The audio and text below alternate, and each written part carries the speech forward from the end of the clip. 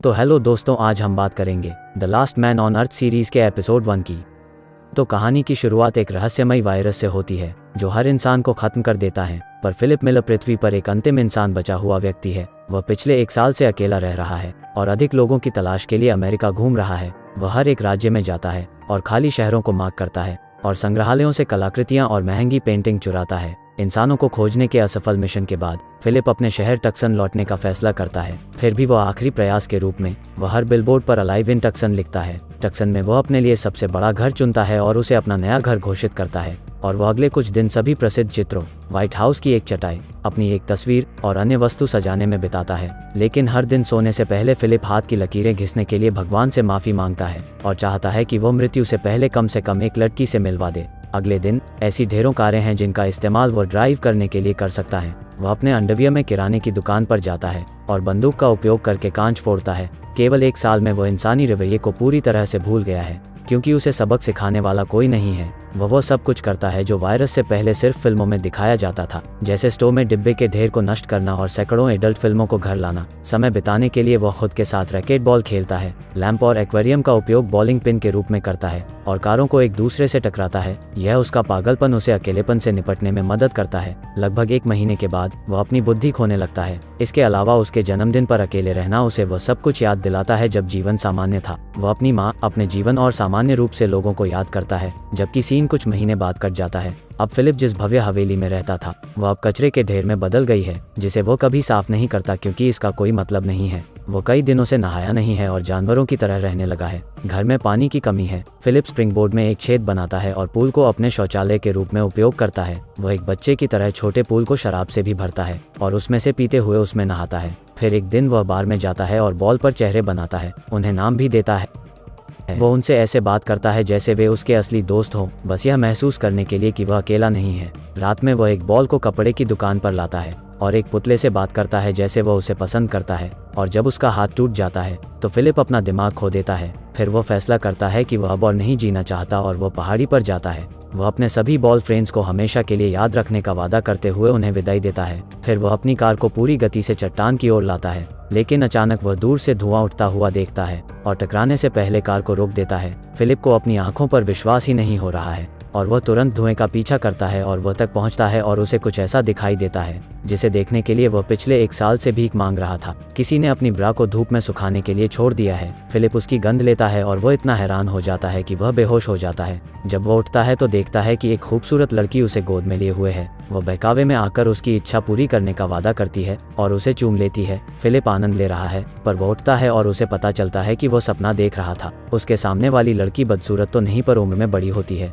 वह उसे वापस लाने के लिए उसको CPR दे रही थी। हैरानी से वह एक दूसरे से दूर हो जाते हैं, जबकि लड़की का नाम कैरल है। फिलिप उससे पूछता है कि सुंदर लड़कियां कहाँ हैं। तब वह उसे बताती है कि उसे अपने गीले पैंट के बारे में देखना चाहिए। यह पता चलता है कि जब वह बेहोश था तो उसने खुद को तैरते हुए पाया और तब उसने पानी में पेशाब की, पर वह अब आक्रामक रूप से समझाने लगता है कि उसने खुद पेशाब नहीं किया, जिससे लड़की घबरा जाती है और डरकर वह एक बंदूक निकालती है और उसे दूर रहने के लिए कहती है। फिर फिलिप स्वीकार करता है कि उसने वास्तव में पेशाब किया था और वह इससे शर्मिंदा है। दोनों के शांत होने के बाद वह उसे बताती है उसने अलाइव इन टक्सन साइन देखा और यह देखने के लिए यहाँ आई कि क्या वास्तव में कोई जीवित है। हालांकि फिलिप एक महिला से मिलने के लिए मर रहा था, पर वह कैरल को देखने के बाद उत्साहित नहीं है। कुछ देर बात करने के बाद वे गाड़ी से किराने की दुकान पर जाने का फैसला करते हैं। रास्ते में कैरल स्टॉप साइन पार करने की शिकायत करती है, जबकि फिलिप का मानना है अब तो ट्रैफिक नहीं है। वह इस बात पर अड़ी रहती है कि उन्हें नियमों का पालन करना होगा, वरना वे एक जानवर की तरह रहने लगेंगे। उसे बेहतर महसूस कराने के लिए वह रुक जाता है और दोनों तरफ को देखता है।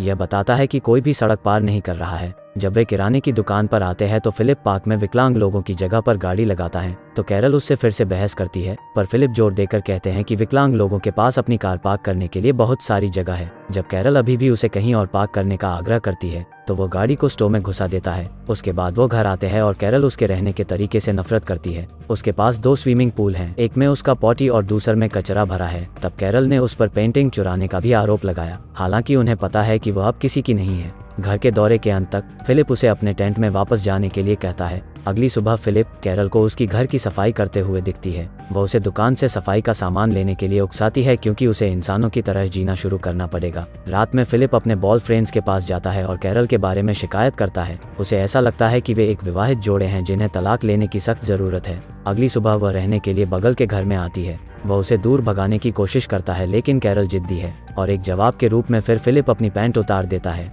वह सोचती है कि वे चुने हुए लोग हैं जिन्हें पृथ्वी को फिर से आबाद करने का कर्तव्य दिया गया है। फिलिप का कहना है कि वह उसके साथ नहीं सोएगा भले ही वह पृथ्वी पर आखिरी महिला हो।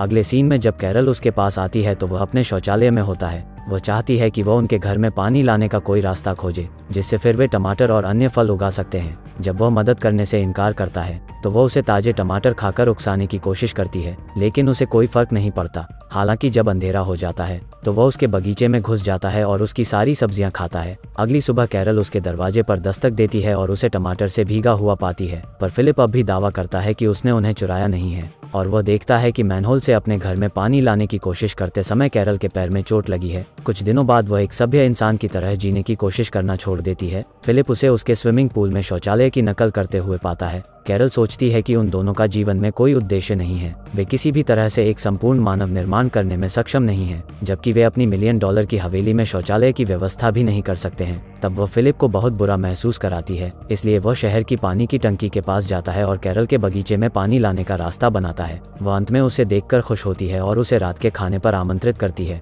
रात में फिलिप लंबे समय के बाद अच्छे खाने का आनंद लेता है और फिलिप का कहना है कि वह अब उसके साथ सोने के लिए तैयार है। हालांकि कैरल शादी से पहले प्यार नहीं करना चाहती। शुरू में फिलिप हंसता है, यह सोचकर कि वह एक मजाक है, लेकिन वह गंभीर हो जाती है। अंत में वे अगले दिन शादी करने का फैसला करते हैं। अगले सीन में वे चर्च में अपनी मन्नतें कह रहे हैं, लेकिन फिलिप को लगता है कि यह आवश्यक नहीं है। पर जब वे चर्च से बाहर निकलते हैं तो मेहमानों की भीड़ उनका स्वागत करती है। फिलिप को पता चलता है कि उसने गलती की है तो वह चिल्लाता है। फिर वह अपने बिस्तर पर उठता है और पता चला कि यह एक सपना था। यह सुनिश्चित करने के लिए खिड़की से बाहर देखता है जबकि दुनिया अभी भी मर चुकी है। इसके बाद आखिरकार शादी का दिन आता है। कैरल सजावट और केक तैयार करती है जबकि फिलिप को उनके लिए रिंग लाने का काम सौंपा जाता है। हालांकि रिंग लाने के बजाय वह अपने बॉय फ्रेंड्स के लिए एक बैचलरेट पार्टी रखता है। एक पार्किंग जगह में चीजों को आग लगा देता है, यहाँ तक कि वह पुतले को अलविदा कहने भी जाता है और उसे बताता है कि वह हमेशा उसके जीवन का प्यार बनी रहेगी। रात में वह चर्च जाता है जहाँ कैरल ने एक रिकॉर्डिंग तैयार की है जो उनकी शादी को अंजाम देगी। अंत में रिंग पहनने का समय आ गया है तो वह रिंग लाया ही नहीं था। तब उसे पता चलता है कि वह अकेली है जो प्रयास कर रही है और वह वहां से चली जाती है। बाद में फिलिप उसके घर आता है, उससे बात करने की कोशिश करता है लेकिन वह कोई जवाब नहीं देती, इसलिए वह सामने के दरवाजे को हथौड़े से तोड़ता है और घर में आता है। उसे सरप्राइज करने के लिए उसने वास्तव में इसे सजाने का प्रयास किया है। उसने उनके लिए एक केक भी तैयार किया है। उसने जो किया उसके बारे में उसे बहुत बुरा लगता है और वह उससे माफ़ी मांगता है। वह यह भी बताता है कि वह वास्तव में उसके पकाए खाने को पसंद नहीं करता है, लेकिन फिर भी उसे खुशी है कि वह साथ में मौजूद है क्योंकि उसके बिना वह अभी जीवित नहीं होता। इतना कहने के बाद फिलिप उसे बाहर लाता है और वे एक गहने की दुकान पर जाते हैं जहां कैरल को अपनी पसंद की सभी रिंग मिलती हैं। वे अंत में शादी को अंजाम देते हैं। रात में दोनों प्यार करते हैं लेकिन कैरल रात भर बात करना बंद नहीं करती। अगली सुबह वह उसे अपने घर में रैकेट बॉल खेलते हुए पाती है। फिलिप को लगता है कि वह उसे फिर से सताने जा रही है, लेकिन वह उस खेल में शामिल होती है, जिसके बाद वे दिन का आनंद अग्निरोधक सूट बनाते हैं और एक दूसरे को आग लगाते हैं। बियर के डिब्बे पर बुलडोजर चलाते हैं और फिलिप की पूर्व प्रेमिका से मिलने जाते हैं। उसके पति पर ट्राई मारने के लिए कैरल उसे पीटने लगती है। पहली बार फिलिप खुश है कि उसने उससे शादी की और सोचता है कि उनका जीवन अब बेहतर हो सकता है। और जैसे ही वे घर वापस जा रहे थे तब उन्होंने अचानक एक जंक्शन पर एक लिमो को टक्कर मार दी। तब हैरान फिलिप देखता है कि एक खूबसूरत लड़की उसमें से निकल रही है, तो उसे अपनी शादी पर पछतावा होने लगता है। और इसी के साथ एपिसोड 1 खत्म होती है। अगर हो सके तो वीडियो को लाइक करें और चैनल को सब्सक्राइब। मिलते हैं किसी और वीडियो में। Thank you.